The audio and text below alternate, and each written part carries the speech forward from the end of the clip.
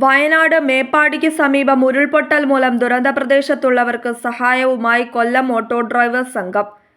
ഒരു പെട്ടിയോട്ടോ നിറയെ കുടിവെള്ളം, വസ്ത്രം, ബ്രഷ്, പേസ്റ്റുകൾ, മരുന്നുകൾ അടക്കമുള്ള ആവശ്യവസ്തുക്കളാണ് ബസ്സിൽ കയറ്റിവിട്ടത്.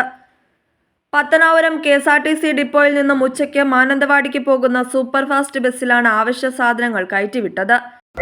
പ്രിയപ്പെട്ടവരെ, കൊല്ലം ഓട്ടോ ഡ്രൈവേഴ്സ് സംഘടനയുടെ നേതൃത്വത്തിൽ വയനാട് ദുരിതമനുഭവിക്കുന്ന നമ്മുടെ പ്രിയപ്പെട്ട സഹോദരങ്ങൾക്കുള്ള ഒരു ചെറിയൊരു കൈത്താങ്ങാണ് ഞങ്ങൾ ഇന്നിവിടെ ഈ പത്തനാപുരം ഡിപ്പോയിൽ നിന്നും മാനന്തവാടി ബസ്സിലേക്ക് ഞങ്ങൾ കയറ്റിവിടാൻ പോകുന്നത്.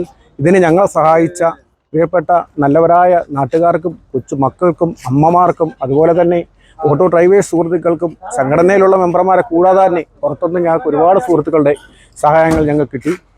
ഇവർക്കെല്ലാമുള്ള നന്ദി ഈ സംഘടനയുടെ പേരിൽ അറിയിച്ചുകൊള്ളുന്നു.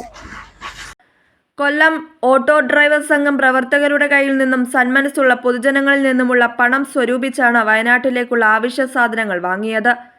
പ്രവർത്തനങ്ങൾക്ക് union president Shanavas Vilakkudi, secretary Vipin Chuttumala, രക്ഷാധികാരി നൌഷാദ് തേവലക്കര, എക്സിക്യൂട്ടീവ് അംഗങ്ങളായ രാജേഷ് പനമ്പറ്റ, സുഗു അറ്റുപുറം, വിഷ്ണു തോപ്പിൽമുക്ക്, മനോജ് കടമനാട് തുടങ്ങിയവർ നേതൃത്വം നൽകി.